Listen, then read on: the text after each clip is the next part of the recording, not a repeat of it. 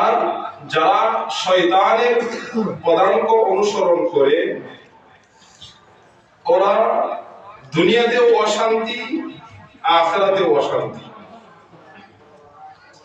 আজকের এই রজনীতে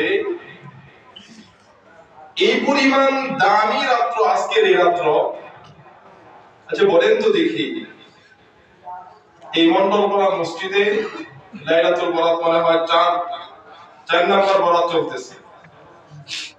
যে বলেন তো দেখি,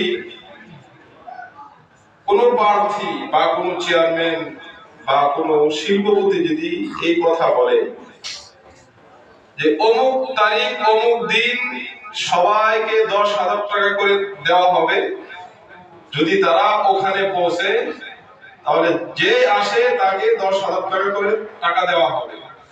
আচ্ছা বলেন তো দেখি, ওই দিন ওই তারিখ দিনে হোক রাত্রে হোক মানুষ মনে হয় কেউ যাবে না? বলেন 10,000 টাকা দূরের কথা, সামান্য অল্প কিছু হোক এর জন্য তো যে পরিমাণ ভিড় ধরে, এই নগদটা, এটা আমরা নগদ দেখতেছি এই পাওয়াটা, কিন্তু কসম আল্লাহ, বরাত মানে মুক্তি।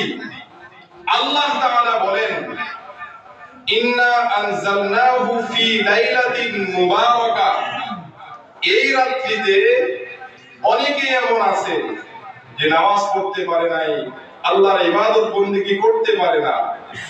অনেক মুসলমান, অনেক সমাজে এমন আছে যে এই রাত্রিতেও তারা বাড়িতে বসা, কি বলেন আছে না? আর আমরা এখানে অনেকেই আছে যে হাজারো ব্যস্ততার পরে আল্লাহর ঘরে এসে হাজরা দিয়েছি।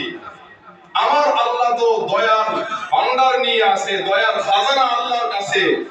আল্লাহ যদি চান যে আমার বান্দারা আমার ঘরে এসে হাজরা দিয়েছে, যারা আখিরি মুনাজাত পর্যন্ত বসে থাকবে, আমি আল্লাহ সবাইকে মাফ করে দেব। অতএব যারা এখনো বাসাবাড়িতে আছেন, আমি সবাইকে অনুরোধ করব, আজকের এই দিনে আমরা এই রাতটাকে বেশি বাড়াবাড়ি করি, বেশি ছাড়াছাড়ি করি। একটা জিনিস মনে রাখবেন, এগুলি বয়ানের আগের কথা, একটা জিনিস মনে রাখবেন, ইসলাম সহজ। বলেন ইসলাম কি সহজ? ইসলামের মধ্যে বেশি বাড়াবাড়িও নাই, ছাড়াছাড়িও নাই। আমরা অনেকে মনে করি এই রাত্রিতে ইবাদত করতেই হবে, বেশি বাড়াবাড়ি। ইসলামে বেশি বাড়াবাড়ি নাই, বুঝেন নাই? মনে করেন